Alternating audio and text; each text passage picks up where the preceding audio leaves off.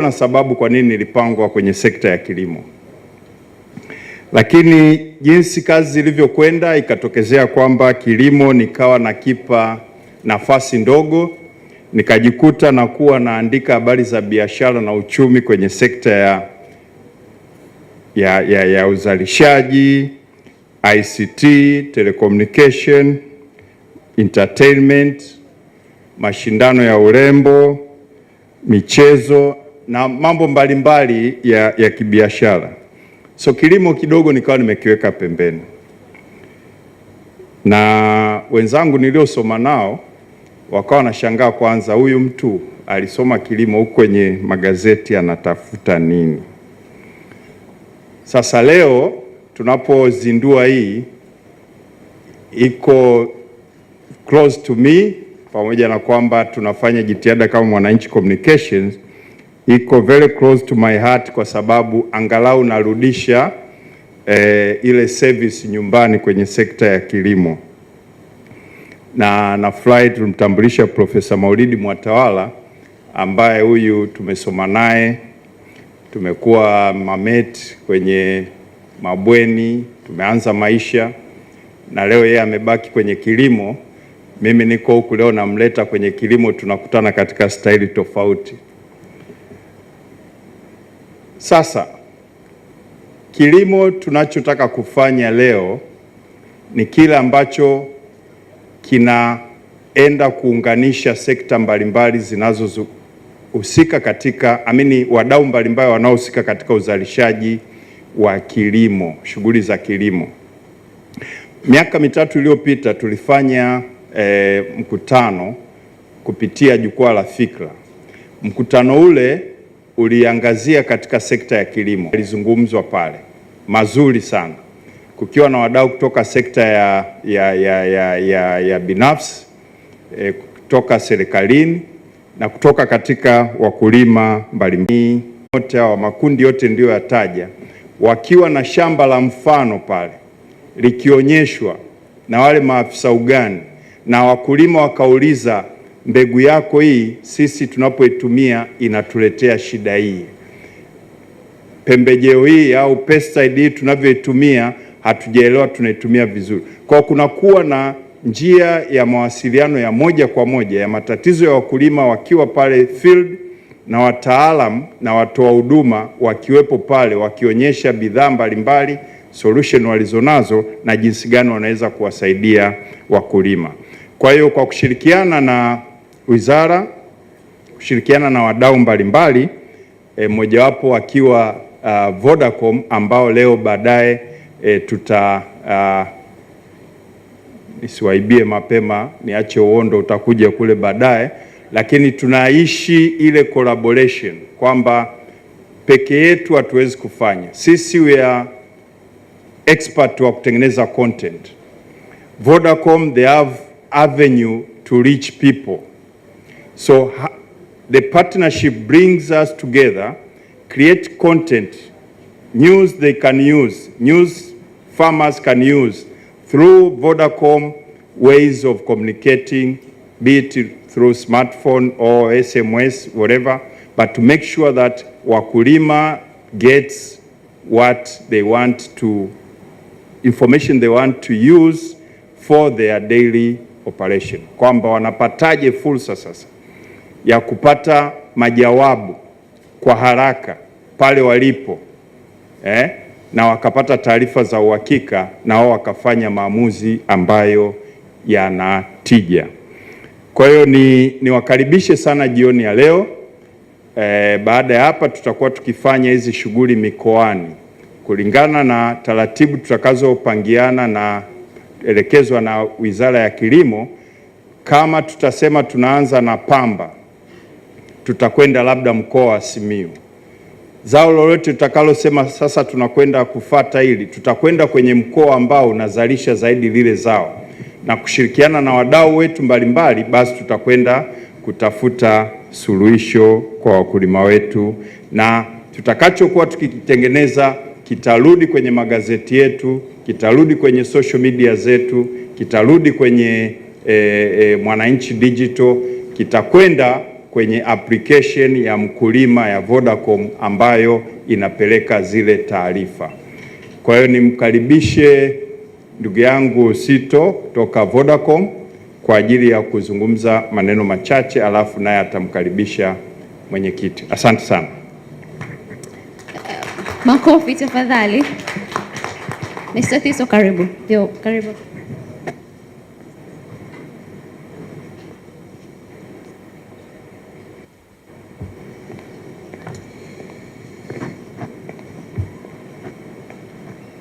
Mr. Gerald Mweli, Deputy PS, Ministry of Agriculture, Mwananchi Communications Board Chairman, Mr. Leonard Msusa, Mwananchi Communications Managing Director, Bakari Machumu, distinguished guests, mabibi na mabwana, habari za jioni. Kwanza kabisa, hongera Bakari, to you and your team on following up all the initiatives that you started to raise last year throughout your Thought Leadership series and that symposia that you ran very well. It was very timely and it led to many incredible insights, which we as Vodacom Tanzania took seriously and have been using in building our own contribution towards digitizing agriculture. This evening we consider it a great privilege and an immense joy to be able to partner with Mwananchi in the rollout of your farm clinic. At Vodacom Tanzania, we are determined to change people's lives through technology and to ensure that no one is left behind or no one is left out of digital transformation and the digital economy and all the benefits that technology can bring. What technology can do in agriculture is very, very visible, and it's a clear way to demonstrate this vision and to dispel the view and the notion that technology and connectivity is only about e-commerce or about social media and has no bearing on the lives of all Tanzanians. We believe it truly does.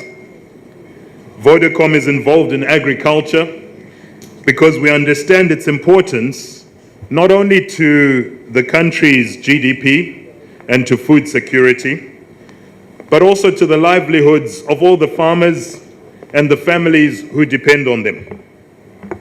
However, we remain fully aware and cognizant that our farmers, especially smallholder farmers, continue to face multiple challenges and obstacles that ultimately impede their ability to achieve their full potential. Some of these challenges are well known, but they include a lack of data and information on land preparation, planning, planting, etc. Some of them include affordable access to quality inputs. Some of the challenges indeed involve a lack of access to financial services such as loans and overdrafts. These challenges are significant, and these challenges can actually be addressed with the appropriate technology and with strong and clear partnerships such as the one that we are launching today with Mwananchi. That is why part of what our journey has been about is Vodacom and agriculture. That's why we innovated and introduced Mkulima in Tanzania. Mkulima is an easy system for all agricultural stakeholders. It enables easy communication and transaction between companies, the government, or farmer at any time. And Mkulima is helping farmers and agri-businesses transition to digital technologies, starting from digitizing the procurement operations. Digitizing this agricultural last mile, if you like, gives efficiencies to farmers and agri-businesses with benefits such as reduced costs of operation, such as increased security in their payments and receipts of their payments, and also productivity. But in addition to all of this, the data that is generated by smallholder farmers by the digital solution enables these smallholder farmers who have previously been financially included It enables them to develop farmer profiles, to develop economic identities. And these economic identities will unlock access to financial services such as loans and overdrafts, insurance, and many other services on Tanzania's leading mobile platform, M-Pesa. This last one is something that led to our announcement just this week, in a partnership with Tanzania Breweries Limited to make the BankQ system available to Tanzanian farmers. This agreement makes blockchain technology available to these farmers with all the logistical benefits that this will bring. Deputy Permanent Secretary, we truly believe that not a single organization can meet the wide and varying challenges that face many smallholder farmers in Tanzania. That's why we believe in partnerships across organizations and private sector, but also, very importantly, with the government of Tanzania to support our joint objectives of ensuring that farmers across the country are able to reach their full potential for the good of the Tanzanian economy, for the farmers, and for all the families who depend on these farmers. That is why at Vodacom, when we get up every day to connect the unconnected, to bank the unbanked, to digitally empower Tanzania, we say pamoja tunaweza. Asanteni sana. Makofi tafadhali. Well, Anna, yes. Kwanza kuna kitu hapo nadhani utakuwa umeweza kukispot, lakini neno kubwa ambalo ameliongelea Mr. Sitho ni partnerships. Na kama umeweza pia kuspot, kulikuwa na opportunities nyingi sana kwenye kilimo, na natumaini humu ndani kuna wadau wengi mbalimbali wa kilimo. Kuna M-Kulima. Kama hauja download app ya M-Kulima, tunaomba uweze kudownload, uweze kuona hizi fursa mbalimbali. Tuweze kuishukuru Vodacom kwa kuweza kutuletea M-Kulima ambayo inakutanisha wakulima mbalimbali na stakeholders mbalimbali. Kwa this is very important for you kama huko hapa. Lakini vile vile Mwananchi Communications Limited ina mbegu ya dhahabu. Kila Jumamosi unaweza ukasoma gazeti lako la Mwananchi ukapata habari mbalimbali kuhusiana na kilimo. Sasa kwa kuendelea, ningependa kumkaribisha Board Chairman wa Mwananchi Communications Limited, Mr. Leonard Mususa, afiki hapa mbele na kutupa remarks zake. Karibu sana. Tumpige makofi. Jamani, mbona tuko hivyo, tumepoa namna hiyo? Mbona tumepoa hivyo jamani wapendwa? Okay, karibu Mr. Mususa. Naibu Katibu Mkuu Gerard Mweli, Bwana Sitho Mlalose, mkurugenzi mtendaji wa Vodacom, Bwana Bakari Machumu, mkurugenzi mtendaji wa Mwananchi Communications Limited, Profesa Maulidi Mwatawana kutoka University ya Sokoine ya Agriculture, wadau wetu mliopo hapa na mnaotufuatilia kwa njia ya mtandao. Nawashukuruni sana kwa kujiunga nasi jioni hii. Hii inaashiria ari mlionayo ya kuchangia katika maendeleo ya sekta ya kilimo. Nafikiri hivi karibuni, hasa katika hii awamu ya 6, tumeona juhudi ambazo wizara inachukua au inafanya ili kujiweka karibu zaidi na wadau katika sekta hii. Tumeona mawaziri, waziri na naibu wake wako mstari wa mbele katika kutatua changamoto mbalimbali katika hii sekta. Kwa hiyo uongozi wote katika hii wizara wako mbele kabisa, karibu na wadau katika kutatua matatizo yao. Mimi ni mwenyekiti wa TBL na nimeona juhudi inayofanyika ya wizara kujaribu kuwasaidia contract farmers wa mtama, wa zabibu, wa shairi, ambayo kuongeza uzalishaji, wapate kuzalisha na kuwaongeza farmers ambao wanalima hayo mazao. Na kama tunavyotambua, mabibi na mabwana, kilimo kimekuwa ni kichocheo kikubwa cha uchumi katika Tanzania hii ni tangu tupate uhuru au hata kabla ya hapo. Maanake mimi nimezaliwa naona watu wanalima tu na nini, sijui ni wakati ule tena ndio tulikuwa vigogo kweli kweli, saizo sijui number 1 sijui number 2, korosho sijui number 1 number 2. Kwa hiyo mchango wa kilimo kwa muda mrefu umekuwa ni mkubwa sana katika nchi hii, na tunategemea kilimo kwa chakula, ajira, malighafi ya viwanda na chanzo cha fedha ya kigeni.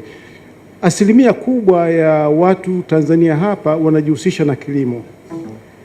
Sasa kwa kuwa nchi yetu imejaliwa na ardhi nzuri yenye rutuba na hali ya hewa inayofaa kwa mazao mbalimbali, hatuoni kwa nini tusiongeze uzalishaji katika hiyo sekta ya kilimo.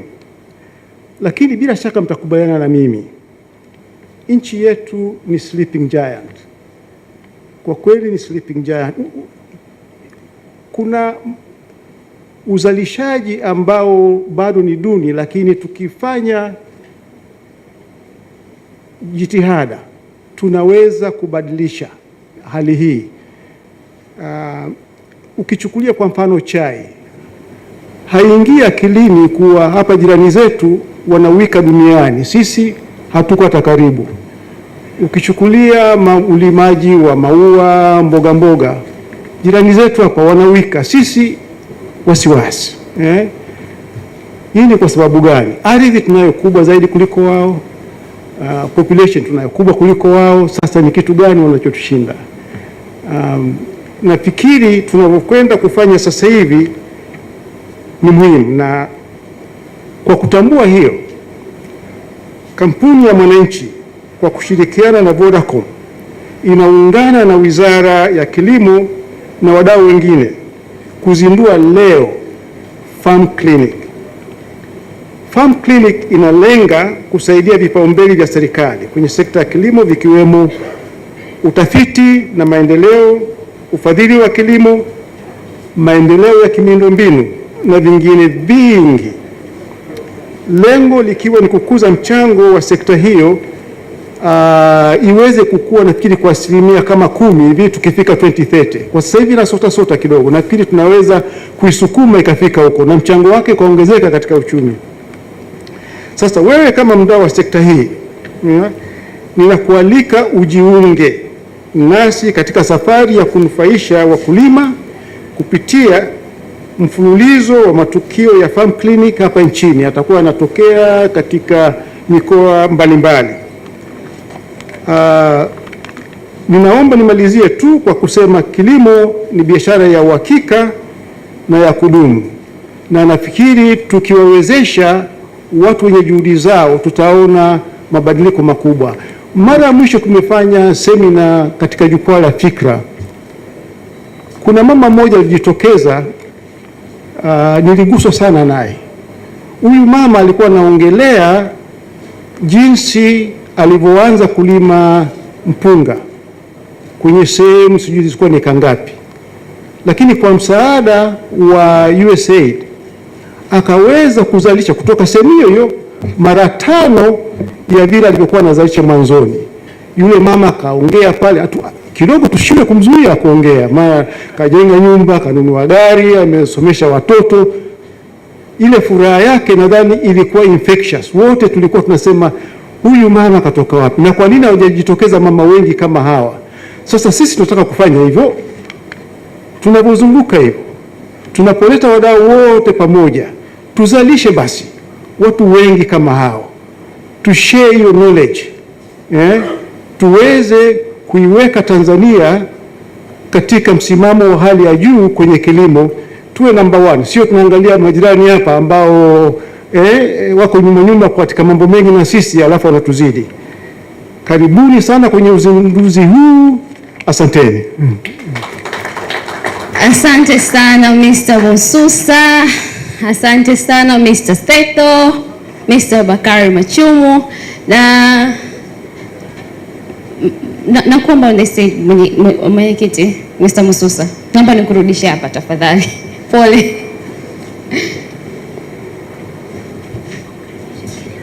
Okay. Sasa nimesahau kitu cha muhimu sana. tumefikia sehemu ya kumkaribisha mgeni rasmi, na ni none other than Gerard Mweli ambaye anamwakilisha waziri. Makofi tafadhali, karibu.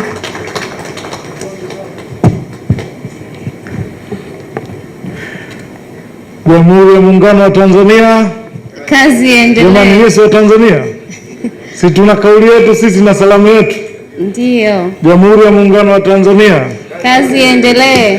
Mimi kwanza nishukuru sana, niwashukuru Mwananchi Communication, Sito from Vodacom, Mheshimiwa Mwenyekiti na mtendaji mkuu kaka yangu Bakari kwa kuona umuhimu wa kuhold hii event ya kuzungumzia kilimo. Kuna mambo mengi sana mngeweza kuamua kuyazungumza, lakini mmeona mzungumzie kilimo. Mimi ni mgeni kwenye sekta ya kilimo, nina wiki ya pili hii. Nilikuwa ofisi ya Rais TAMISEMI, sasa hivi niko kilimo. Kwanza nianze kwa kumshukuru Mheshimiwa Rais Samia Suluhu Hassan kwa mambo mawili. Kwanza kwa kunipatia nafasi ya kuhudumu kwenye sekta hii, kwa sababu najiona kabisa namhudumia moja kwa moja mwananchi. Lakini jambo la pili, namshukuru Mheshimiwa Rais kwa kuamua sasa kufanya kilimo kiwe ni suluhisho la matatizo ya ajira na suluhisho la uchumi. Ndugu zangu, lazima tukubaliane, sisi kama Afrika, specifically Tanzania, tuna export nini zaidi ya mazao ya kilimo? Kama tunazungumzia kwamba uchumi lazima ufanye exportation, una export nini zaidi ya mazao ya kilimo? Kwa sisi tumeamua, Mheshimiwa Rais ameamua, na ameamua kwa kufanya mambo makubwa manne. Nitazungumzia kwa ufupi sana. Kwanza, kwa mara ya kwanza toka nchi hii imeumbwa, maana nchi hii ya Tanzania imeumbwa mwaka 1964 baada ya kuunganisha zile nchi zetu mbili, na ni nchi pekee yake ambayo Afrika imetengenezwa na Waafrika. Nchi zote zilirithi mipaka, Tanzania pekee yake ndio imetengeneza mipaka yake. Na toka tumeanza kama nchi tulibainisha wazi kabisa kwamba kilimo ndio uti wa mgongo wa nchi hii, na kwa vipindi tofauti tumefanya mambo mengi sana. Tumewekeza kwenye vyuo, tuna vyuo vingi sana vya kilimo katika ngazi mbalimbali. Kuanzia chuo kikuu, tuna chuo kikuu maarufu cha Sokoine, lakini tuna vyuo vya kati na vyuo vya chini. Tumeanzisha research institutes nyingi, lakini yote haya ambayo pamoja na kuyaanzisha, bado sisi wenyewe tukikaa tunajiona bado kilimo hakichangii. Mwaka huu Mheshimiwa Rais amefanya jambo moja. Toka nchi iumbwe hii, ameongeza bajeti kutoka bilioni 298 mpaka bilioni 751. Ni jambo kubwa sana. Lakini ndani ya bajeti hiyo ameongeza bajeti ya irrigation kutoka chini ya bilioni 40 mpaka bilioni 300. Malengo yetu sisi kama wizara, malengo ya serikali ambayo inaongozwa na Mheshimiwa Samia Suluhu Hassan, na sisi pale wizarani tunaongozwa na Mheshimiwa Hussein Bashe, ni kufanya mambo makubwa manne. La kwanza ni kuhakikisha tunaimarisha research and development. Moja ya changamoto kubwa sana ya Tanzania mpaka sasa hivi, pamoja na kusema kwamba tunawekeza kwenye kilimo kila siku, hatujajitosheleza kwenye mbegu. Tuna import almost 80% ya mbegu ambazo zinatumika kuzalisha. Kwa mwaka huu tunataka tuanze kujitosheleza kwenye mbegu. Mtaona kuanzia mwezi wa 8 tutakuwa na mashamba makubwa sana kwenye research institutes zetu, lakini tuna mashamba makubwa sana yameanza kutanuliwa kwa ajili ya kuhakikisha tunazalisha mbegu zetu. Tunazalisha mbegu zote za aina 3. Maana kwenye mbegu kuna stage 3. Kuna zile basic seeds ambazo zinazalishwa na taasisi ya tafiti kwa ajili ya sasa, zikishapitishwa na zikishakuwa certified zinaenda kufanywa multiplication. Kwa hiyo tunataka kwanza tujitosheleze kwenye mbegu. Jambo la pili ambalo tunataka tulifanye mwaka huu ni kujitosheleza kwenye mahitaji ya ndani ya chakula. Bado tunawekeza, pamoja na mafanikio makubwa tuliyopata kwa miaka zaidi ya 59, bado tunaingiza mafuta na hatujajitosheleza kwa mafuta. Mwaka huu katika mbegu zetu tunaenda kuzalisha tani 5,000 za mbegu za alizeti, na tutafanikiwa, na nataka niwaahidi kufikia mwezi wa 3 tani hizo 5,000 zitakuwepo na tutazisambaza kwa wananchi kama kwa ruzuku. Lengo ni kuhakikisha kwamba tunajitosheleza kwanza sisi kama nchi kwa chakula, mafuta na sukari. Hiyo ni kipaumbele namba moja. Na tutafanyaje basi? Sisi tumeamua tunaongeza hekta 95,000 za umwagiliaji nchi hii. Moja ya tatizo kubwa sana kwenye kilimo sio size. Tanzania bado tuna watu wanaweka 200, 300 na bado wanavuna mahindi machache sana, kwa sababu wanavuna mara moja kwa mwaka. Lakini unapokuwa na uhakika wa maji, una uwezo wa kuvuna mara 2 mpaka mara 3 kwa mwaka. Kwa hiyo tunaongeza efficiency na productivity kwenye the available land. Kwa hiyo tunataka mtu awe na eka 5 ambao anaweza kuzisimamia, lakini zinaweza kuzalisha mwaka mzima. Lakini mwaka huu tumetangaza ruzuku ya bilioni 150 kwa ajili ya mbolea. Mbolea hii itagaiwa kwa ruzuku kwa nchi nzima. Na ndio maana kama mlimsikia Mheshimiwa Waziri Hussein Bashe wakati akihitimisha bajeti ya kilimo, alisema kuanzia mwezi wa 7 wakulima wote wa Tanzania watasajiliwa. Lazima tujue tunamsaidia nani na tunamsaidia nini, kwa sababu tunapoenda kuwekeza hivi lazima tuweke mazingira pia ya kuaminika, kwa sababu hizi hela ni za wananchi.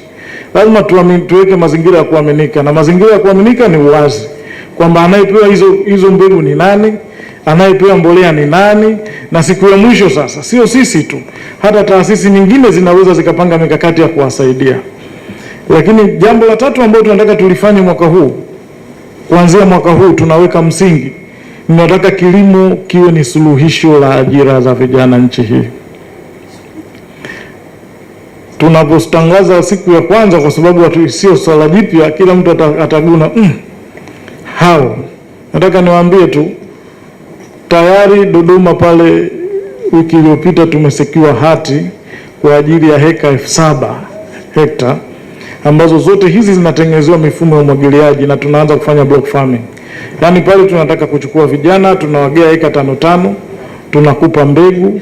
Zile block farms tayari zinakuwa zina irrigation structures, lakini hata kama kuna magonjwa yanatokea ni rahisi kuyakabili, kwa sababu unachukua drone unamwaga dawa kwenye sehemu moja, lakini siku ya mwisho mkivuna mnauza kwenye sehemu hiyo hiyo, kwa sababu wote wale wanaunda ushirika. Tunapowapeleka vijana 100,000 tunawapa hekta 7,000. Siku ya mwisho wanaunda ushirika, na ndani ya huo ushirika wanajua sehemu gani ya kuuza mazao yao. Kwa hiyo tunaanza kufanya mwaka huu.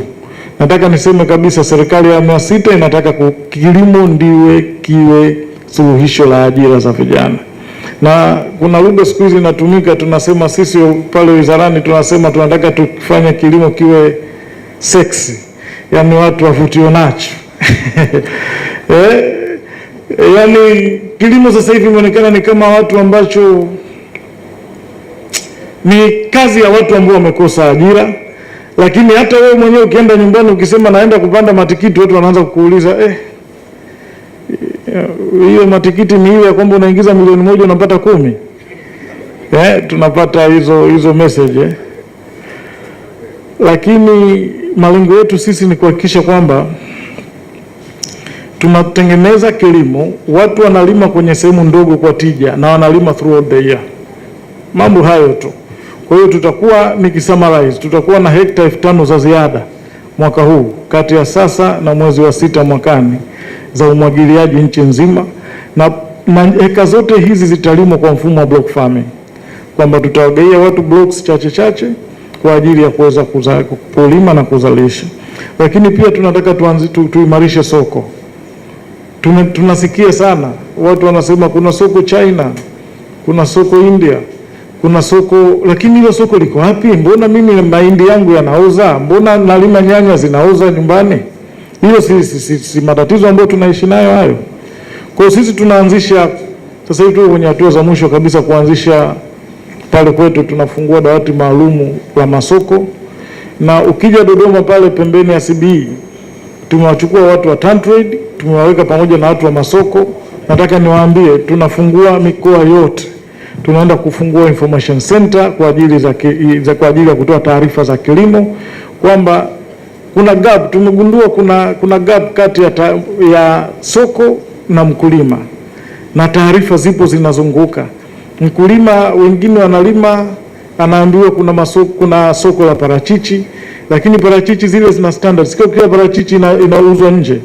Tumeanza kufanya kazi na TAHA na tumeanzisha certification company ambayo inaanza kumsimamia mkulima, kwa sababu ili parachichi yako liingie kwenye soko la kimataifa lazima ziwe na standards za kimataifa, na njia ni moja tu, kuhakikisha kwamba mnatumia mbegu sahihi, mnafanya palizi na kumwagia madawa yanayokubalika, na uvunaji unafanyika kwa njia sahihi.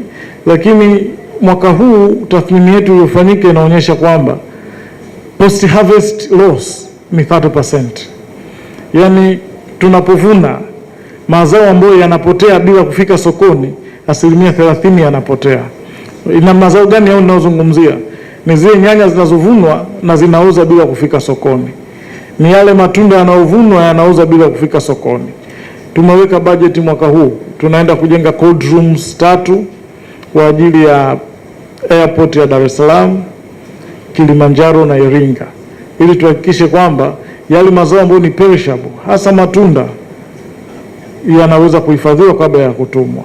Haya yote tumeyafanya, hatuwezi kufanikiwa sisi kama serikali. Lazima tufanye kazi na wadau. Wadau ni wananchi. Wadau ni taasisi kama Mwananchi, Vodacom na wengine wote. Nichukue nafasi hii kuwaalika tufanye kazi pamoja. Kazi zenu ambazo tunahitaji kutoka kwenu ni mambo matatu. Kwanza, awareness creation, kuonyesha wananchi kwamba bado wasikate tamaa, bado kilimo ni tumaini la nchi hii. Lakini jambo la pili ambalo ni muhimu sana ni kuhakikisha tunapata teknolojia sahihi ya kufanya kila jambo. Na hiyo kazi haiwezi kuifanya serikali peke yake tu. Mimi nafahamu watu wana experience tofauti. Mzee wangu Mususa umefanya kazi kwa miaka mingi kwenye international organization. Let's work together na watu wengine, tufanye kazi kwa pamoja, tuhakikishe kwamba tunakuwa na teknolojia sahihi ya kulima, kuhifadhi na kutafuta masoko sahihi na kwa wakati. Kwa hiyo mimi niseme tu, tulivyosikia kuna shughuli hii, Mheshimiwa Waziri amekosa ndege kufika kwa wakati, lakini alikuwa anataka kuja na mimi nilitumwa, nilikuwa na shughuli nyingine nimeiacha ili nije hapa kuonyesha commitment ya serikali kwenye jambo hili, commitment ya serikali kwenye kushirikiana na wadau, lakini kwenye commitment ya serikali kwenye kufanya transformation. Hili jambo liko wazi, na niseme tu, jambo la kwanza tutafunguka. Sisi kama wizara tutafunguka. Nimesema tutakuwa na center, information center nchi nzima, lakini tunafungua contact center. Sato, we had a discussion yesterday with your team that we are going to open a contact center at Dodoma HQ, kuhakikisha kwamba watu wanaweza kupiga simu masaa 24 kuuliza, kujibiwa maswali yao na kupata solutions. Kwa sababu kama Vodacom inaona customers milioni 17 na watu hawajai ofisini na watu hawapotezi fedha zao, kwa nini sisi tushindwe kuhudumia wakulima milioni 5, milioni 6? Right approach. Na sisi hatutakujifungia. Mtu yote mwenye solution karibu. Sio hawa tu, yoyote ambaye ana solution. Maana yake tusibaki kulalamika. Yoyote ambaye ana solution nadhani hatufanyi sahihi, aje afike, atuambie hii ni njia sahihi, hii njia imekuwa researched, tutafika. Sisi hatutasita kuichukua. Niseme tu kwamba sisi ni open government, tuko tayari kusikiliza na tuko tayari kutekeleza, kwa sababu siku yote haya tunayafanya kwa ajili ya wananchi. Na niseme tu, tumezindua clinic farm leo, au tutazindua clinic farm baada ya muda mchache. Sisi tutakuwa mstari wa mbele kuwapa ushirikiano. Sio ushirikiano wa kuhold hizi clinic farms events, lakini hata kutumia findings zinazotokana na hizo clinic farms event, as long as ziko researched, na tunadhani kwamba zinaweza zikatutoa hapa tulipo. Baada ya kusema hayo, nawashukuru sana. Asante sana Mheshimiwa Mwenyekiti. Thank you Sato for cooperating with us. Thank you everyone. Asanteni sana. Asante sana. Natarajia makofi mengi sana baada ya natarajia makofi ya kutosha baada ya Mr. Samuel kuzungumza. Ameongea mambo mazuri sana kuhusiana na sekta ya kilimo. Na kama msipopiga makofi mimi sitawaelewa. Maana naona huko mezani kumechangamka. Alafu mpige makofi jamani. Naona vitu vinatembea huko. Makofi tena kwa Mr. Samuel jamani. Ana, kama umerealize farm clinic kama umemsikia Mr. Gerald hapa alipotoka ametuambia kuhusiana na information center. So now imagine the information centers around there. Alafu una mbegu ya dhahabu Mwananchi kila Jumamosi. Then tuna mkulima ambayo inakufikia wewe hata sehemu ambazo gazeti labda Mwananchi haija kufikia au labda umeshindwa kufika kwenye information center. Can you see how this partnership is now working? Can we have more partnerships? Ndani situ kuna stakeholders mbalimbali. Who is ready to partner with us? Who is ready to make this thing go forward? Who is ready kilimo? Sema Mr. Mwelu, sexy, sexy. Thank you very much. Sasa wakati anaongea mwenyekiti hapa alitolea mfano kuhusiana na testimony ambayo walipata huko siku moja. Sasa hatuwezi tukaongelea mambo ya kilimo bila kuwasikiliza wakulima wenyewe. Na jioni ya leo tunao wakulima hapa watakuja kutoa testimony zao hapa, safari zao imekuwaje kuanzia walipoanzia mpaka sasa hivi. Please naomba makofi ya kutosha na kumkaribisha on the stage Miss Rose Vunja anapokuja kutoa testimony yake. Rose, karibu.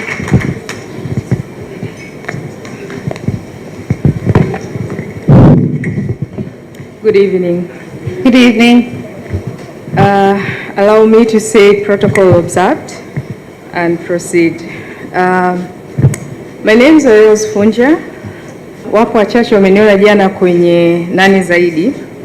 So before you start saying mara football, mara kilimo, huyu vipi. So let me just explain. I'm an engineer by training. My background is in communication and information systems. My passion is to see that we use digital technologies in our everyday life. So be it in football and agriculture is my first passion. Those who know me, I've been speaking about agriculture for a very long time. So today I'm here to kuongelea kuhusu kilimo na nitaongelea katika sehemu tatu kubwa. Moja, why digital technologies in agriculture. Ya pili, how exactly do we do it? Ya tatu, nitaongelea kuhusu our experiences kwenye digitizing agriculture. And then finally, we'll play a short video showing what we've done in Kilimanjaro Agriculture Development Project for paddy. So I brought the gadgets here. And these are drones. Most of us see them flying. And this is why do we employ drones in agriculture? It's because, one, as a key business driver, you want to know in your farm if there's any infestation. Kama kuna wadudu, kama kuna uharibifu wote, kama wewe ni mkulima, the first thing unataka kujua ni kwamba wapi pana tatizo ili uweze kurekebisha. Otherwise, wanasema kilimo ni sayansi, si ndio? Kwa hiyo maana yake ni kwamba kama kuna infestation ikasambaa hutapata mazao yoyote. So you want to know first hand infestation kama ipo na ipo wapi ili uweze kutibu. And these drones can help you do that.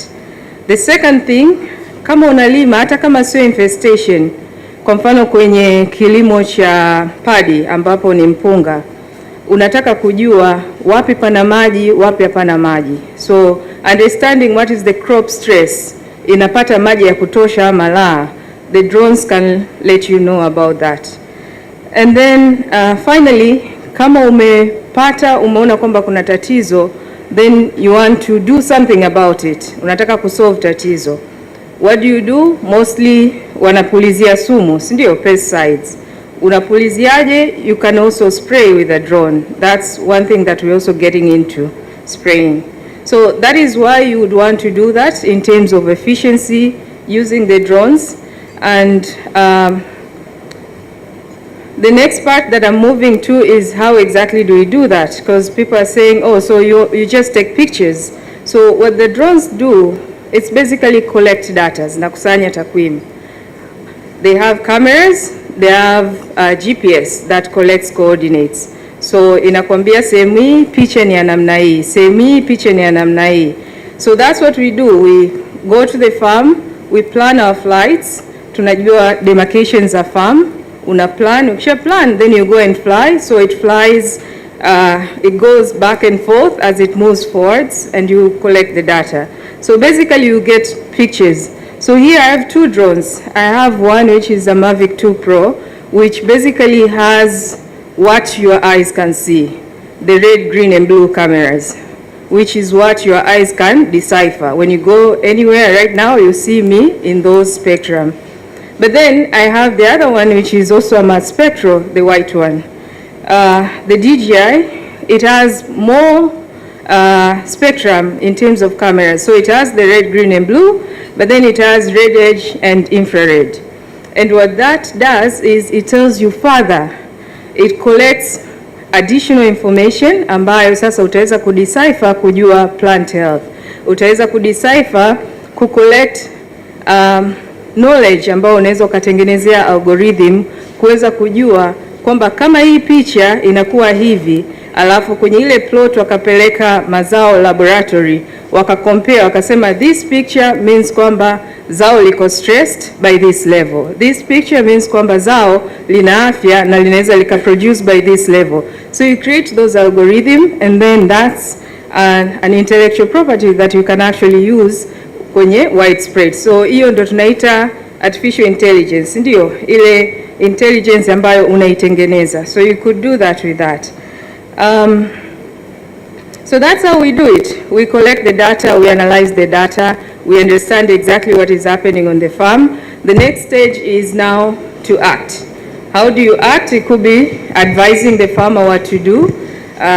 It could be spraying. That's the next stage. So you will see that we developed a platform which then, once we overlay the maps that we collect with the answer that this is what is happening on the farm, then an extension officer can just click on that map and send a message directly to the farmer and say, this is what I see on your farm and this is how you should act. We understand right now our extension services are just broadly, anaenda anatembea anakupa a general cover, lakini in this case maana yake ni kwamba unakuwa kama umeenda kwa daktari, amekuchukua vipimo, and then anakuambia, anakupa ushauri kwamba specifically wapi ufanye nini.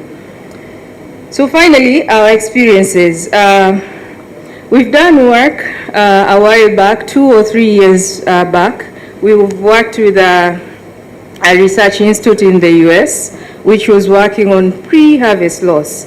I know a lot of people talk about post-harvest loss, but then they were talking about pre-harvest losses in maize. So we worked in Dodoma, we collected data in 3 villages in Dodoma, and we were able to see like what is happening in maize before the maize are harvested. What is the loss in maize? Rose, 1 minute.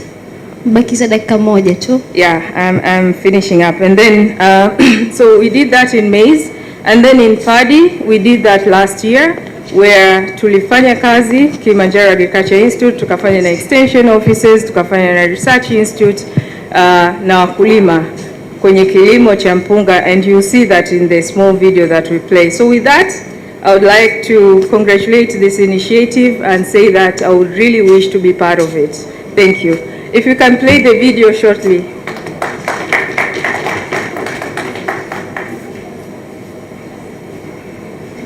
Thank you very much, Rose. Now I would like to welcome Mr. Chacha on stage. Mkulima mwingine tena huyu aje atupe testimony yake. Naona kuna video kwanza tuiangalie alafu and it does employ 65% of the population. That is the setting of Tanzania, and those are the questions that we set to answer: how to feed the population using the kind of resources that we currently have. At Untitled, we have a number of products and services. The first one is insights on what is happening on their farms, and the way we go around it is using a drone to capture data and then analyze those data so that we can offer short message services in which offer them good agricultural practices on what they can do on their farm. And with that comes a platform which we call the Kilimo. So the platform came about as we were looking for ways to integrate data that's being collected from the field, and we have a way that will be accessible to everyone to visualize and be able to use it in a meaningful way. Hence, the platform was born to be able to upload, analyze drone data, add KYC of farmers, and information, data-driven decisions. Kwa mwanzoni Agriinfo ilichukua wakulima kama 10 kama wakulima wa mfano, tukajua maeneo yao. Msimu ulivyoanza nao wakaanza kurusha drones ambazo zinachukua taarifa mbalimbali ambazo zinahusu kilimo cha mpunga.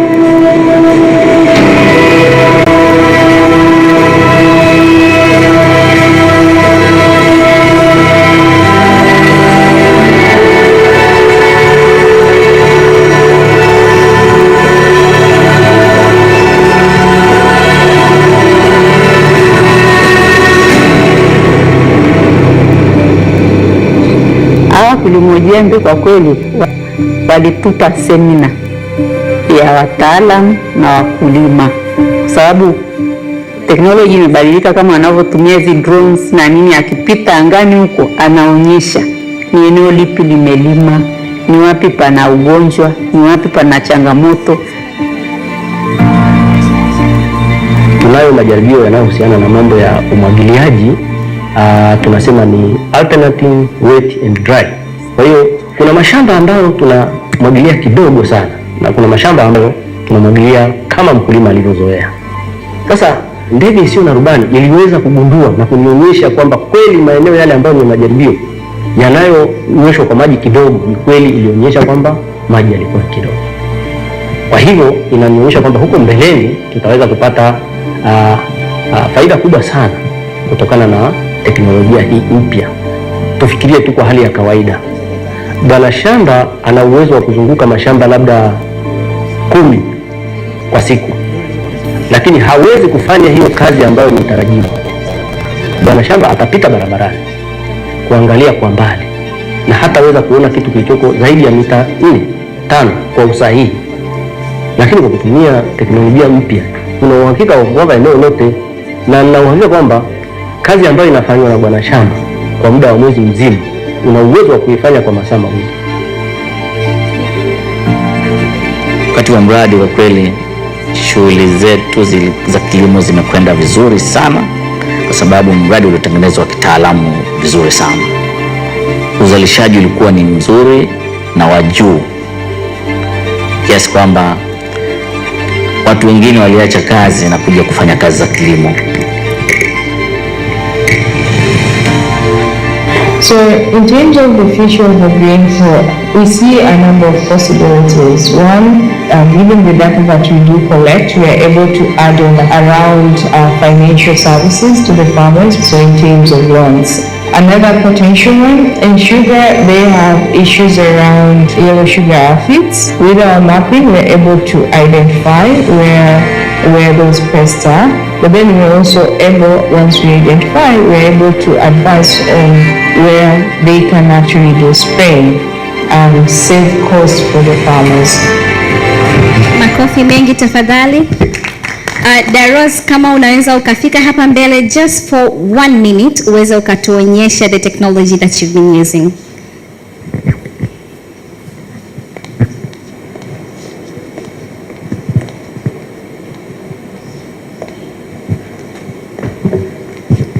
All right, so very quick.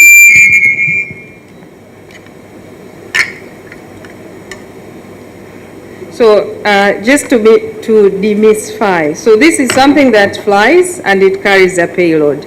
It can carry any payload. Some people use it to transform like medicine. Some people use it for something else, but then this one carries a camera. So you can see this camera has 6 lenses. So 3 of them are red, green, and blue.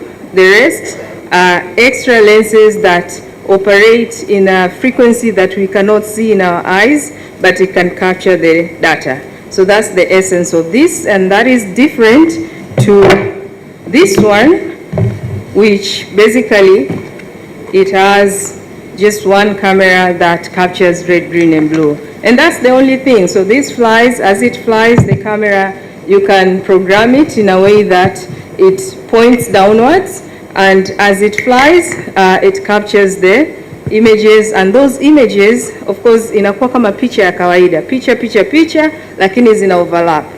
Kwa sababu zina overlap, you can stitch them kama unavyo stitch clothes, and then you get a coverage, and then you do your assessment using a software.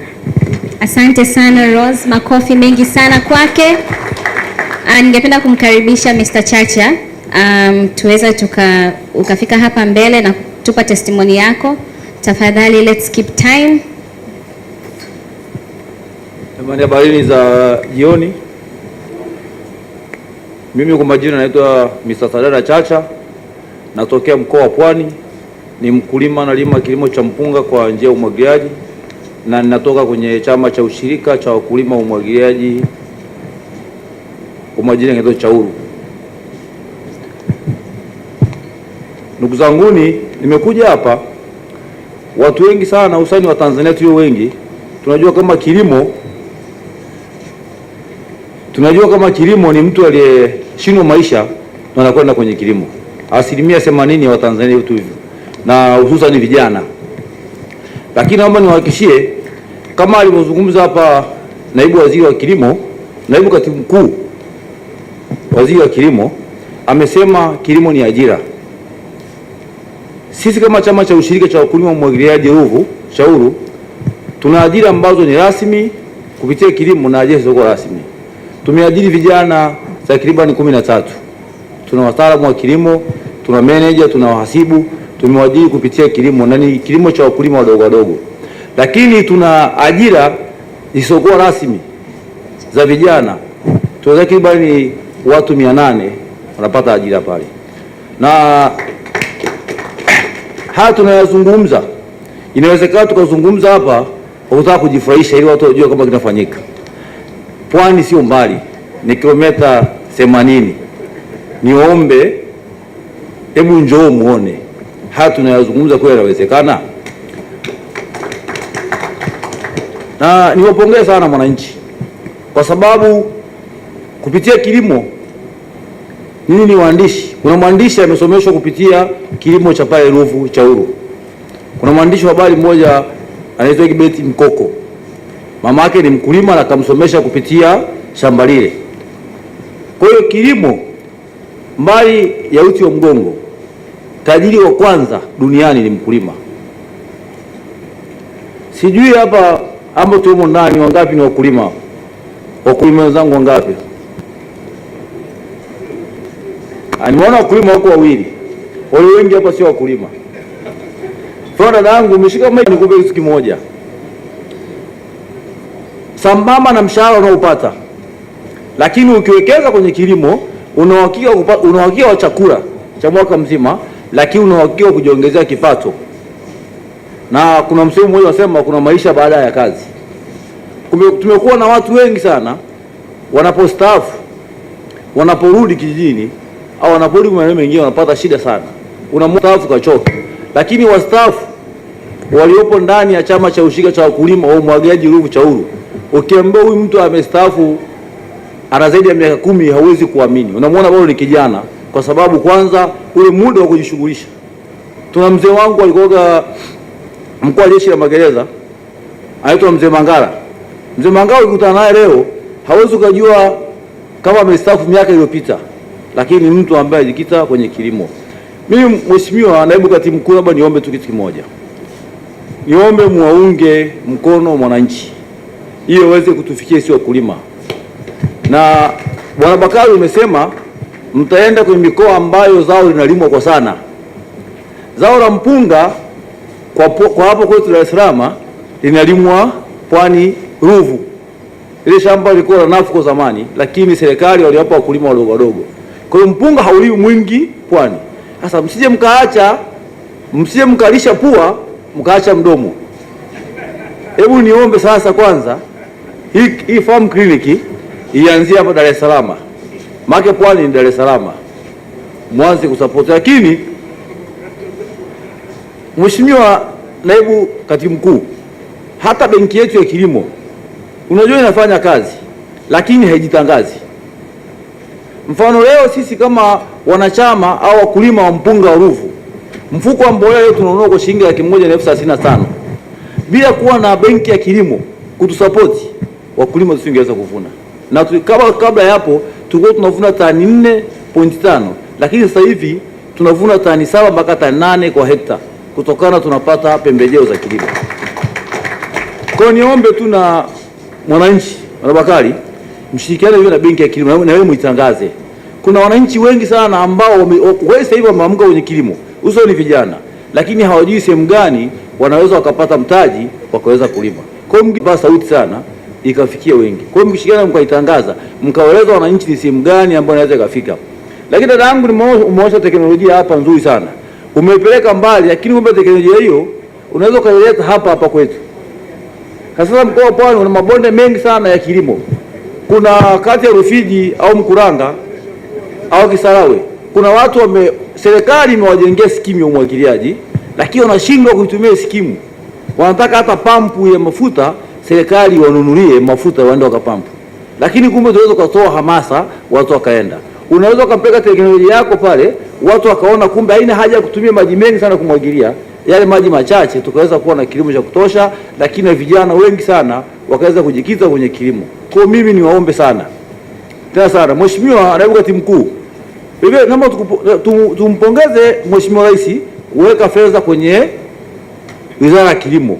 Wizara ya Kilimo tulikuwa tumeweka mtoto yatima, lakini sasa hivi na imani kwa hii bajeti mlioweka ikifanya vizuri, na niombe sana sana. Leo sisi pale Chauru tuna skimu japokuwa imechoka, ni ya zamani toka mwaka 65 imejengwa, lakini kuna mabonde mengi sana ambayo inaweza tukawekeza tukachukua vijana kama walivyosema, ikawa ni ajira. Mtu akashindwa kwenda kuomba, mtu anasoma anataka ajiriwe, lakini kama tukitengeneza miundombinu mizuri, mtu anaweza akaenda akawekeza kwenye kilimo, tutapunguza ile gepu la vijana kuwa mitaani kusema hakuna ajira. Hicho mimi nilikuwa naomba. Nawashukuru sana Mwananchi, na wakaribisha Chauru. Baada ya hii sisi ukiwa unaelekea Morogoro, ukishapita Uvurajani kama hujafika daraja la reli, kuna kibao pale kimeandikwa Chauru. Kuna barabara inaingia mkono wa kushoto, ni kilomita 4.8 unafika ofisi zetu. Lakini tuna mchele mzuri unaonukia. Leo mchele wetu watu wanunua wanasema ni mchele wa Mbeya. Kuna yule bwana ambaye mmemtangaza sana Mheshimiwa Naibu Katibu Mkuu, yule jamaa wa Mbeya yule, anasema sio anapeleka mchele wa Ubelgiji. Amekuja pale lakini kwa masharti kwamba tumuuzie mchele wetu, lakini kwa masharti kwamba aweke lebo yake. Na hizo kaambia kwa hicho hakiwezekani. Sio ule mchele anaosambaza wote ni wa kwake, anachukua na kwingine. Kwa hiyo Mheshimiwa Naibu Katibu Mkuu, na wewe vile tembelea pale ili uone uzalishaji ulioko pale, lakini kuwasaidia wananchi. Umesema sehemu na kwenda kwenye soko, tujue jinsi gani tunaweza kaenda ili tuweze kuamua nchi yetu kwa chakula, lakini kwa kipato. Asanteni na kusikiza, karibuni sana. Chacha bwana, Chacha umejua kutumia nafasi yako vizuri kwa kweli. Hatujamalizana bado na wakulima. Tunaye mkulima mwingine tena, huyu ni kutoka sio wa Tanzania hapa, kutoka Zambia huko. Kwa hiyo tuna video yake hapa pia, tumtazame alafu tutarudi tena huko. Okay, so we want to close it at this point, but if you feel you have a very burning issue, just one burning issue. Yeah, this is a copy by, if you can have the camera, this is done by FOL. If you show this to a young person, a young woman like me, and say go into agriculture, are they going to go into it? Definitely not. I told the World Bank the same thing. If you want to make agriculture attractive, if you want to make it sexy, start by publishing it. Get a young person who's attractive, put them on this picture. I said this in Harare last year to say, can we try to make agriculture sexy? This organization, the UN, the FOL, whoever is involved in agriculture sector, the advertising, whoever you are, make agriculture sexy. This is a beginning point of making it attractive to the young people. Right. If you, the organizers, the frontiers, the people who are supposed to lead us are putting such pictures, what are you sending to a person, a young person from the village? You pick this picture and like, oh, this is what we're living. But if they see a young person here, very attractive like me, and you put me here, even the young men in the village, they'll be like, wow, I want to be like her. I mean, where am I going to find this woman? Let me join agriculture. I mean, this is practical. That's what we need to be talking about. So please, my request is that next time we're going to have such a conference, whatever is coming up, you can look for me on Facebook, Tamara Happy Face Kaunda. Put my picture there and say she's a farmer. And a medical doctor, yeah? Well, most people, they like to see me, oh, don't look at like she's farming, she's a doctor. No, I want to be called a farmer. Right. Because the problem we have in Africa is hunger. We don't need drugs. I work in a hospital, and I can guarantee you 80% of the diseases why we're losing young people is because of poverty. So why then can't we give them the nutrition they need instead of the drugs? That's my switching from medicine to agriculture. So that's what we should be looking at. Another thing, she's from Singapore, I'm from Zambia. The borrowing rate in Zambia is about 35% to 40%. You can say, yes, I don't have, I don't want to go to the bank or whatever. No, I've tried going there. But why should I to make such a suicidal decision to go and borrow at a 40% rate? It's impossible. I want to go to the government to borrow. They say, no, you need to work for the government for 2 years. But I need the project running. I've got people following me. They need to come to the farm and see what I'm doing. So funding, we're not looking for charity. Like, I was quite offended by the doctor lady who said, no, farming is not a charity. Yes, we're not looking for charity. But if you can give me $10,000 at a rate of maybe 5%, 2%, like the Chinese they come with a lower percentage, and they come and invest here and they beat us. I cannot compete with her even if she came to Zambia, because she borrowed maybe from Singapore at a lower rate. But look at me in Zambia, 40%, that's suicide. Right. So we can talk and talk and talk, but let's create an enabling environment for the African youth. Because we can't have so much vast land, yet we are languishing in poverty. Netherlands cannot export to Africa if they don't feed their own people. Yes, I'm happy the young people are exporting, but why are we leaving our people? Why are they dying? African graves are the richest because we've lost so many young people to poverty and hunger. So we need to really critically look at agriculture as the oxygen for economical in Africa.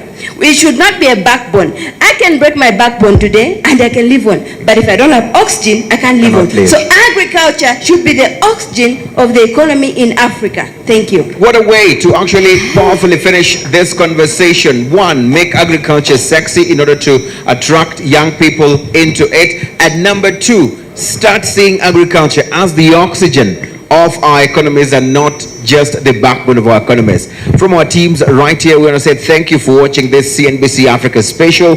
I'm Eugene. Latricia, I want to be sexy too. Then become a farmer. I will. Okay, so now we would like to welcome Mr. Bakari Machumu on the stage. Yeah, the Managing Director of Mwananchi Communications Limited, please come on the stage. This is the moment we have been waiting for. Mwananchi Communications Limited, pamoja na Wizara ya Afya, pamoja na Wizara ya Kilimo, pamoja na Vodacom. Yes. Jambo letu sasa limewadia lililotuleta hapa. Asante, habari za jioni tena mabibi na mabwana. Nimuombe mgeni rasmi ndugu yangu Gerald Mweli tuungane hapa.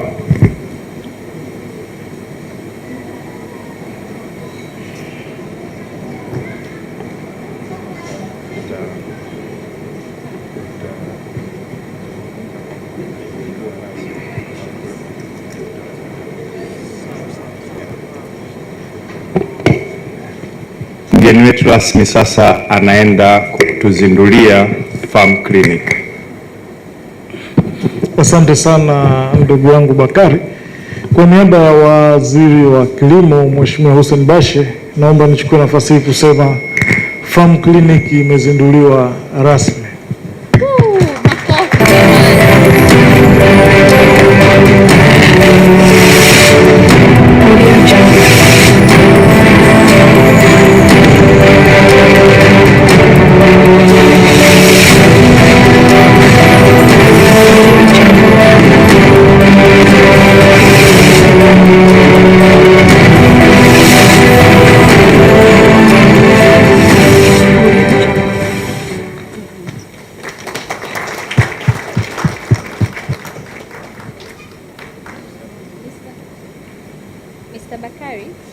Mr. Bakari, tunaomba ubaki.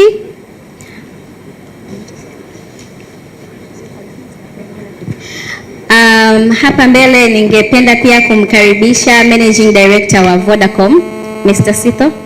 Please join the stage.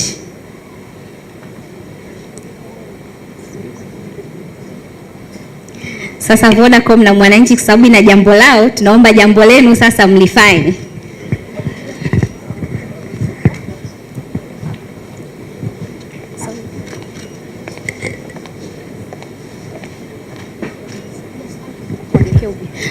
Tunaomba mgeukie hivi kidogo. Mgeni rasmi, karibu. Okay.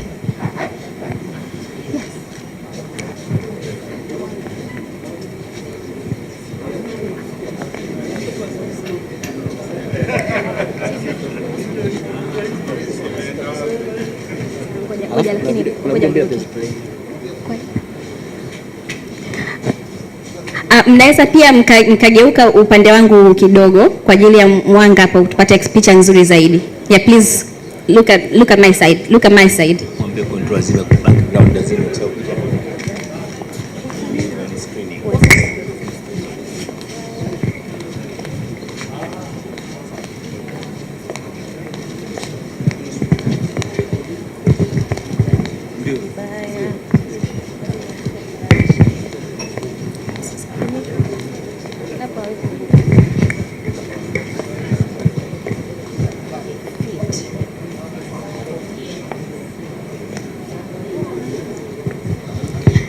Tunashukuru Mwananchi Communications Limited pamoja na Vodacom for this amazing partnership.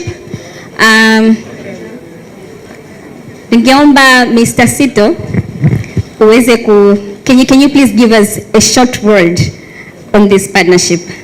Anything. Please, anything that you'd like to say, please. Please speak again.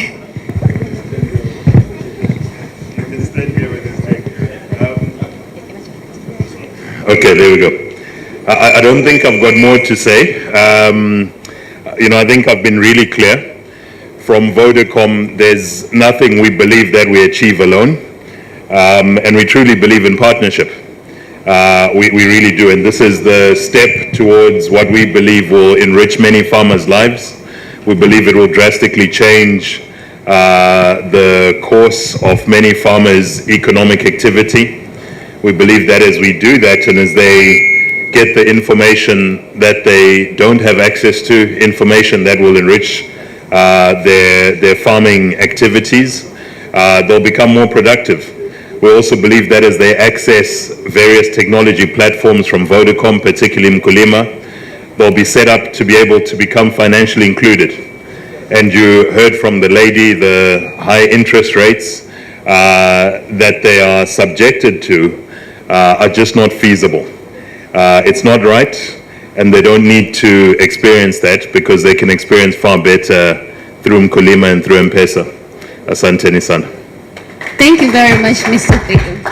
Tuwapigie makofi jamani wanaposhuka on the stage. Jambo letu hatimaye limetimia. Kabisa. Yeah. What we have been waiting for tayari imeshatokea. Farm Clinic is officially on. Lakini Farm Clinic pia haitoishia hapa. Kama tunavyosema hii ni launch. Kwa hiyo tutaenda mikoa mbalimbali kwa ajili kukutana na wakulima mbalimbali huko mikoani. Kwa hiyo just be on the lookout. Angalia kwenye page zetu za Mwananchi, social media na pia kwenye gazeti ili uweze kujua kwamba Farm Clinic inakufikia siku gani kwenye mkoa wako. And the good thing is tumepata baraka zote kutoka serikalini, so we are good to go. We are good to go. Wote ambao tuko hapa ndani na ambao wanatutazama sasa hivi kupitia Mwananchi Digital, na imani tumejifunza vitu vingi sana. Kuanzia tumeanza launch yetu ya leo, wamezungumza wakulima, wamezungumza watu mbalimbali. Sasa ni ule muda wa comments. Nataka kusikia maoni tofauti ambayo sasa mnataka kuyaleta kwa serikali, kwa wakulima, chochote kile ambacho unataka kukisema, serikali iko hapa, wanawasikiliza. If you have anything that you have to say, any question, idea, comment, anything, sasa ndio ule wakati umefika. Tutakuwa tunapita huko kwenye meza, lakini pia kwa watu ambao wako majumbani, unaweza kututumia comment yako kupitia mitandao yetu yote ya kijamii. Tuko live right now kupitia YouTube channel, lakini pia tuko live kupitia Facebook, Twitter pamoja na Instagram. So tuanzie wapi jamani? Ukiwa na comment yoyote ambayo unataka kutoa mchango, unaweza ukanyosha mkono, tutapitisha mic ili uweze kutoa comment zako. Na kwa wale ambao wako nyumbani, again, just comment on our YouTube channel, Instagram, Facebook, na tutachukua zile comment zenu na kuziwasilisha. Anybody with a comment? Wapendwa, hatupata mazao na mambo mengine yote hatoendelea. Kwa sisi watu wa bima tunaungana na wadau wengine kusema kwamba tutafanya jambo la kumrudisha pale alipokuwa mkulima, gharama zotegemea kwamba angevuna, sisi tutampatia hizo kama gharama. Kwa na tunavyoinsure ni vitu vingi ambavyo vinatokea kama wadudu, tunafahamu mambo ya nzige ambayo hako controlled. Kuna mambo mengi kama ya mvua iliyozidi, kiwango kidogo cha mvua, windstorm na vitu vyote vingi ambavyo vinaweza kuathiri. Kwa sisi watu wa bima tunasema tutakuwa pamoja. Kama tu serikali imesikia pale naibu katibu mkuu amesema wao tuko mara ya kwanza wameongeza bajeti. Ina maana sisi kama wadau pia tunasema na sisi tutakwenda bega kwa bega kila utakapopita. Vodacom, Mwananchi na serikali na sisi watu wa bima tuko nyuma yao. Ni hayo tu. Habari ya jioni. Labda kwa kuongezea, kwa majina naitwa Hussein Nasoro, natoka kampuni ya bima ya Jubilee. Kwa kuongezea alichosema mwenzangu hapa, kama tunavyofahamu kuna majanga mbalimbali, kuna mvua, kuna ukame. Mtu anakuwa hawezi kujua kama kuna mvua itatokea au kuna ukame. Kwa hiyo sisi tupo kwa ajili ya kuhakikisha kwamba endapo kuna ukame, endapo kuna mvua, huyu mtu asishindwe kuendelea kufanya kilimo msimu unaofuata au kufanya biashara nyingine kwa kutumia ile hela ambayo aliipoteza. Kwa hiyo kwa kumalizia, tunapenda kutoa shukrani na tunawakaribisha Farm Clinic watutembelee sisi makampuni ya bima kwa ajili ya kuweza kufanya partnership katika hii sekta. Asante. Hello. Mimi naitwa Adam Kamanda, ni director wa Past Trust, lakini nataka kutoa kwanza pongezi kubwa sana kwa sababu swala hili la Farm Clinic ni kubwa sana, na kwa sehemu ambayo nchi yetu tunakwenda sasa, na especially the youth ambao wapo na sisi, ni kitu muhimu sana. Mimi nataka niwaambie Vodacom pamoja na ndugu zangu wa Mwananchi, Past Trust kwa sasa in 20 years, kwa leo mikopo ya kilimo na whatever you have given to kilimo 31% ina guarantee pass.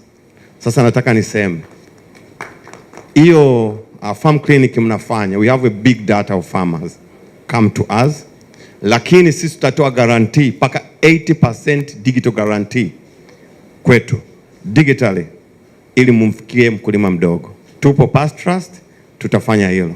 Hawa wadau ni muhimu sana katika kilimo. Nimeona kutoka Kilombero, we are working together and other financial institutions here. Past Trust tupo, naomba mkubali riski kidogo, sisi tutawapa digital guarantee. Karibuni sana. Asante sana. Habari za jioni, naitwa Clarius kutokea EFTA. EFTA sisi ni taasisi ya kifedha inayotoa mikopo katika kilimo. Tupo Tanzania zaidi ya miaka 17, tumeshatoa zaidi ya bilioni 200 na tumeshafanya financing. Kati ya hizo bilioni 200 ni zaidi ya 60% kwenye kilimo. Kwa hiyo ukiangalia ni data points nyingi sana tunazo, na nawakaribisha Vodacom tufanye kazi na MNO yoyote yule kupata hizo data point na kuweza kulink kupitia APIs tofauti, na tunaweza tukatoa mikopo na kufinance. Lakini nafikiri JICA yupo kwenye technology, parent company ambayo ni EFAG imeinvest zaidi ya dola milioni 5 ndani ya miaka 2 ijayo kudigitize kilimo. Kwa hiyo tunaenda kufinance, research na kila kitu. Kwa hiyo karibuni sana, nafikiri stakeholders wote, insurers, financiers, pass, kwenye guarantees, karibuni sana. Asante. Tunashukuru sana. Tuna comment hapa kidogo. Asanteni. Kwa majina naitwa Gloriana Ndibalema, natoka International Institute of Tropical Agriculture. Sisi tunafanya utafiti wa kilimo na kwa muda mrefu tumefanya kazi na Wizara ya Kilimo kwa karibu sana, tumefanya kazi na TARI na tunaweza tukasema tuna taarifa nyingi za kilimo kupitia utafiti, na platform hii ni nzuri kwa sababu kama msemaji aliyepita amesema kwamba tunatakiwa kufanya research for agriculture, research for development na sio research in development. So we are ready to work with the team ambao watafanya platform active katika kutoa support ya information related to researched information related to agriculture. Kwa hiyo tunapenda sana kufanya kazi na nyinyi wote na tuko tayari kushirikiana katika endeleza ili gurudumu la kusaidia smallholder farmers na kufanya waweze kuimprove their living. Thank you very much. Leti, niko na mrembo hapa naye anataka kuzungumza. Sawa. Habari, naitwa Sophie Ibrahim kutoka Simusola Limited Company. Kwanza ningependa kuwapongeza Vodacom na Mwananchi Limited kwa walicho introduce hapa. Ni hatua kubwa ambayo imeonyesha support kwa wakulima kuweza kupata elimu zaidi. Lakini ambacho ningependa kusisitiza, ambacho naona kwamba na sisi tunaweza tukawa wadau wa kuweza kuwasaidia wakulima kupata elimu, ni katika kuhakikisha kwamba mkulima hategemei kilimo cha mvua. Na Simusola Limited tunatoa pampu zinazotumia nishati ya jua ambayo ni sola. Kwa hiyo nafikiri kwamba na sisi tukiwa katika farm clinic inaweza kuwa ni fursa ya kuwaelimisha wakulima kwa ajili ya kuhakikisha kwamba wanaweza kulima mwaka mzima bila kusubiria mvua. Asanteni. Asante sana. Anyone else jamani? Kuna mwingine? Okay. Coming to you. Asante, habari za jioni. Naitwa Emmanuel Munisi, natoka Taha. Ni kiongozi wa communication kutoka Taha. Nipende kuchukua fursa hii kuwapongeza Mwananchi Communications Limited pamoja na Vodacom kwa this initiative. Sisi kama asasi kilele katika kukuza sekta ya horticulture nchini, tunaamini kwamba kuna mengi ambayo yako mbele yenu na mbele yetu katika kuwafikia wakulima katika mnyororo mzima wa kukuza kilimo nchini. Tumekuwa tukifanya kazi na Mwananchi pamoja na wadau wengine mbalimbali, lakini tunaamini this is the right platform, na sisi especially kwa sisi watu wa mawasiliano tunaamini this is the very right tool ambayo itaenda kuwafikia wakulima na the whole country at large. Thank you. Asante. Asante. Tunapokea comment ya mwisho. Asante. Naitwa Victor kutoka Stanbic Bank. Tunapenda kutoa shukrani za dhati kwa Mwananchi na Vodacom Tanzania kwa hii initiative ya Farm Clinic. Sisi kama Stanbic Bank Tanzania tunatoa huduma za agribusiness as well, na pia tunaangalia value chains mbalimbali. Tumeanza ndani ya miaka miwili iliyopita kufanya agribusiness, lakini huduma zetu ziko customized kutokana na uhitaji wa mkulima au kampuni ambazo zinafanya agribusiness. So tunatoa solutions mbalimbali kutoka kwenye working capitals, asset financing na structured trade finance. Pamoja na hayo, tunapenda kuwapongeza sana Mwananchi na Vodacom. Karibuni sana Stanbic Bank, tutawahudumia. Asante sana. Thank you very much. Jamani, tunashukuru wote ambao mmetoa comment zenu, zote ni nzuri. Tunatamani tungeendelea kuzunguka kuchukua comment huko, lakini muda umetutupa mkono. Tayari pia nayo inauma kwa hiyo naomba kama una comment nyingine unaweza kutuma kwenye mitandao yetu ya kijamii na imani wizara itaziona huko, lakini pia tutawafikishia. Kwa kabla hatujamaliza tupate kuona kwanza video ya mkulima kutoka Vodacom. Alafu baada ya hapo tutaagana, atakuja.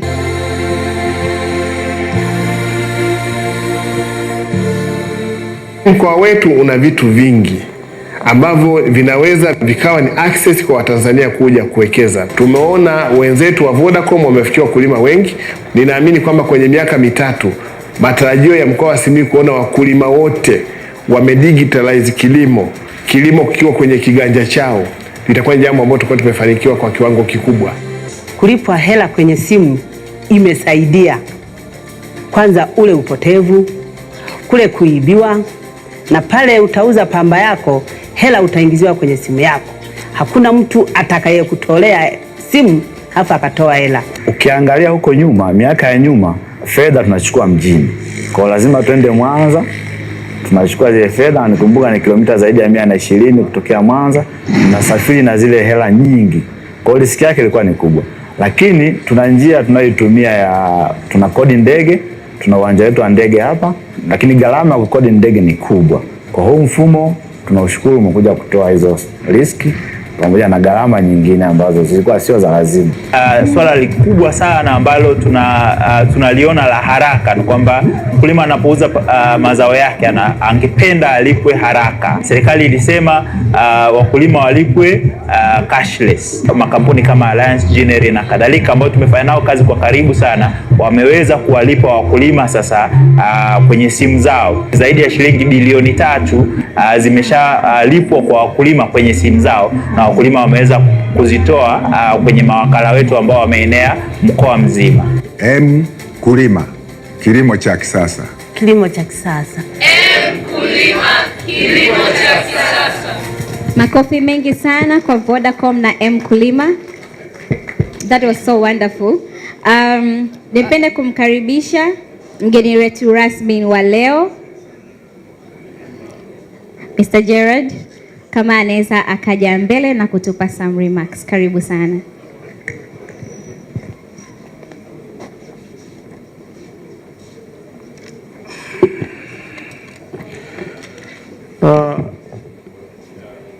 Mwenyekiti wa Mwananchi Communication, Seto, Bakari na ndugu zangu wote. Mimi niseme kwamba kwa niaba ya serikali sisi tumeshukuru sana, imekuwa jioni nzuri sana kwetu. Na nilivyokuwa nasikia watu mbalimbali wanaongea, nilimuuliza Bakari, je, una rapporteurs hapa? Kwa sababu haya yote mliongea sisi tunaenda kuwafanyia kazi. Na kuna wengine wanafanya biashara ya bima, kuna wengine ni financiers. Wote hawa nataka niwahakikishie tutawatafuta. Tutakuwa na forum za mara kwa mara kupitia Mkilimo, kupitia serikali, dialogue structure zetu ambazo zipo, kuhakikisha kwamba tunazungumza kilimo. Tunaweza tusifanikiwe kwa 100%, lakini lazima to make progress. Na kwa pamoja tutacelebrate kila mafanikio yanayopatikana kidogo kidogo. Lakini kitu ambacho nataka niwahakikishie wakati tunaenda kumaliza ni kwamba tukikutana tarehe 1 mwezi wa 6 mwaka 2023, hatutazungumza matatizo tuliokuwa nayo leo. Tutazungumza matatizo yaliyosababishwa na mafanikio ambayo tutayapata katika kipindi hiki. Hilo ndio jambo ambalo nataka niwahakikishie. Kwa nawashukuru sana na asanteni sana. Asante sana. Mr. Bakari Machumu, nawe karibu on the stage kwa ajili ya neno la mwisho, alafu tutatukaribishia mtu ambaye atatufungia pia kwa siku ya leo.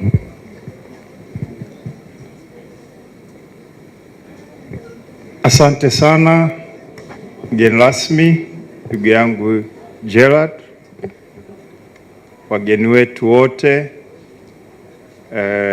Masaa mawili yamekimbia, na kwa sababu hii ilikuwa ni cocktail, nafikiri tumefanya mazoezi ya kutosha leo. Naona watu wanarushausha miguu kwa nyuma hivi.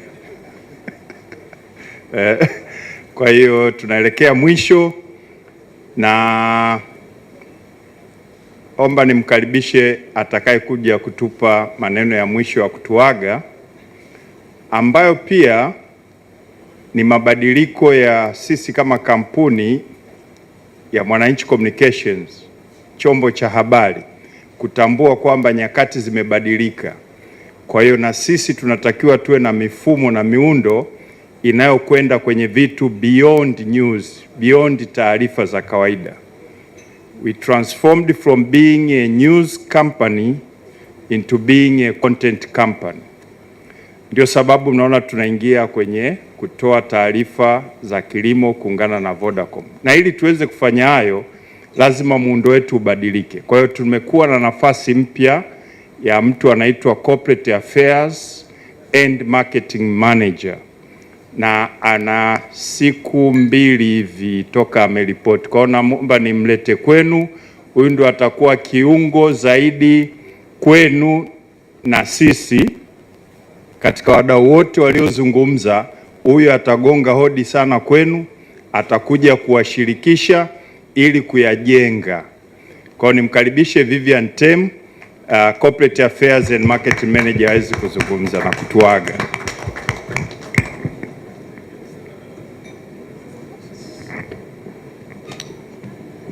Habari za jioni. I've been introduced, so considering the time, I won't take so much of your time. I would like to extend our warmest thank you to the Honorable Anthony Mavunde, Deputy Minister of Agriculture, for joining us virtually this evening. Thank you so much. Mr. Gerald Mweri, Deputy Permanent Secretary, representing Honorable Hussein Bashe, Minister of Agriculture, for making time out of your busiest schedule to join us tonight as we're embarking on this journey of transforming the agriculture industry, which will directly impact our economy in Tanzania. And on behalf of Mwananchi Communications Limited, I would like to commit on the execution of everything that we have learned and heard tonight, because I believe everyone tonight would agree with us that agriculture is really the heart and soul of unlocking trade, and which is one of our objectives as Mwananchi Communications Limited. I would also want to thank you, our partners under Vodacom business, Vodacom, Kulima, Mr. Thito. Thank you so much. Your support is highly appreciated. And most of all, for your innovative thinking to consider reaching out to the smallholder farmers. We thank you so much. Our chairman of Mwananchi Communications Board, we thank you so much for the usual support to the Mwananchi team. Ladies and gentlemen, we thank you, each and every one of you, for joining us tonight virtually and physically. Ladies and gentlemen, for one last time, a round of applause, please, to the organizing team from Mwananchi Communications Limited,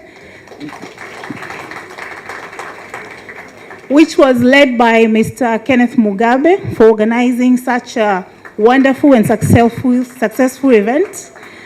Each and every one of you guys is appreciated. So there's a saying, in every beginning, there's also an ending. Although we would like to end this event tonight, you already know this is the beginning of very many farm clinic series upcoming from Mwananchi. And for this year, we are committing to have 4 farm clinics in the month of July, October, September, and November. So please watch this space. Follow us on our social media platforms and on our Mwananchi newspaper. Every Saturday, we have Mbegu ya Dhahabu magazine, where you learn more of different crop farming and how best it can be done. But also, most of all, you're going to learn more of the market opportunities for those crops internationally and domestic. So please follow us closely on our social media platforms, and all of this news can as well be enjoyed via our e-paper platform. We have all the papers, including Mwananchi, and the magazine for Mbegu ya Dhahabu can be found there. Thank you so much, and good evening. Thank you. Very much. A round of applause for her, but please remain there. As we can remember, last year, Mr. Bakari Machum, on this venue, he promised to bring in more women in leadership. And actually, this is just the beginning. Many congratulations to him, sir. Thank you. Thank you for fulfilling your promises. And if he was able to do that, you can imagine that Mwananchi is going to fulfill its promises with Farm Clinic. Please trust us. I'd like to welcome Mr. Machum, our guest of honor. Mr. Sito, please. Yes. We are going to have a group picture. Mr. Leonard, please. Mr. Mususa.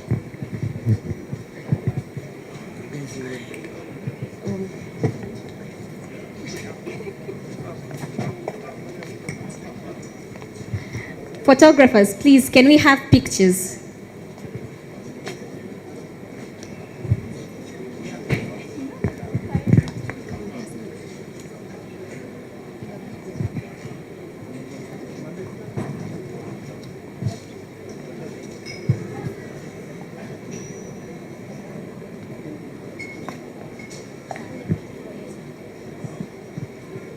Wakati picha hii inaendelea, wafanyakazi wote wa Vodacom pia tunaomba wakimaliza mjumuike pia katika picha ya pamoja hapa mbele na wageni wetu. Wafanyakazi wa Vodacom. Lakini pia wafanyakazi wa Mwananchi tunaomba mjiandae, wakitoka wafanyakazi wa Vodacom taenda kupiga picha na wafanyakazi wa Mwananchi.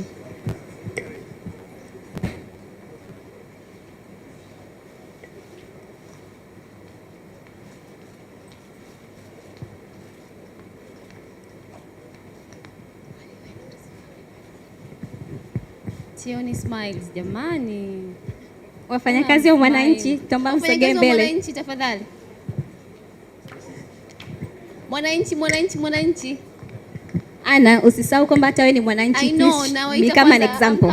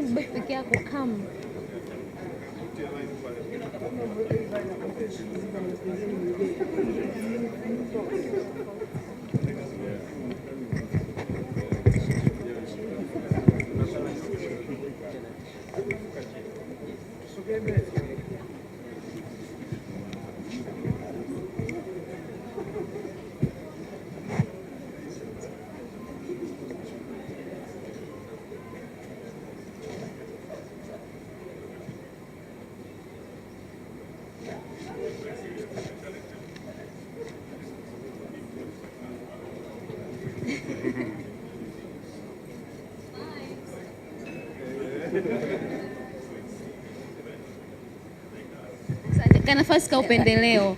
Sisi ma MC pia tunataka nafasi Yes, please. Please remain. We are going to have the last picture na Master of Ceremonies today because we deserve it. For a good job well done.